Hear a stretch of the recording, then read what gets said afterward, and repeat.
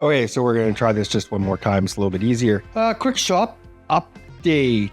So this guy here we're working on, this is a 1983 or 1982 Suzuki GS850. It's had a few mods done to it. You can't see them because I've taken some off already. It's good bones, not enough really here to do a full restro, so we're going to do kind of a custom project on it. One of the big things that we have to do for it though is, and we'll see if I can get the camera in here. And this could be horrible editing, but if you can see it in there, it's broken off a little too far in to actually get a left-hand drill bit or something to drill it out. It's going to have to be milled out. In order to do that, I got to take off the head. Not a big deal because we're going to take off the head. That gives us the opportunity to just check over the whole top end of the engine. As we can tell, somebody's been in here before us. There's new gaskets on here. Relatively new. These screws are loose. It's going to give us the opportunity to do a bit of cleanup here. So for example, I got some rusty bolts here.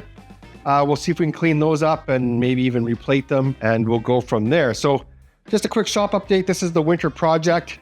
Going to kind of, take you through it with me. This bike has got just over 50,000 kilometers on it, 56,000 kilometers. You can tell it's been down. It's got a few dings and whatnot. It's got dings on the engine guard here. There's definitely wasn't any crash guards in place when it's been down, but it's going to make a nice project. On the heat front in the shop, for those of you that are curious, back here in the corner where it's nice and dark, I don't know how that'll pick up, but the lavender heater is doing phenomenal. I want to again say thank you to the lavender people. They reached out to me from watching the video of the cheap Beaver heater that I had on, and they hooked me up with this one. Again, I'm not using it for the right purpose for what it should be used for. It should be used in an RV, what have you. But it's working out really cool here. It has some neat features, has a program feature, so I get to turn on in the morning before I go to work just to bring the garage up to temperature so it's not doesn't drop below freezing. But overall, yeah, it's working out pretty good. I'm quite happy with the heat. So we're gonna get into this project here. What we gotta do is we gotta take the air box off. Once the air box is off, take the carburetors off. Once we got the carburetors off, then we can start taking off this stuff here and going from there. And yeah, we'll take a look at the pistons and see what the top end of the engine looks like. And that will definitely determine if we got to do further rebuild on it or whatnot. I was debating whether I should pull the engine from the bike, but I don't think so. There's a couple little blemishes on the bike. You can see right here on the frame, but with the top end of the engine off, might be able to just clean that up and make it look pretty. We'll see. Again, this is one of those projects that as we go through it, there'll be more things to do.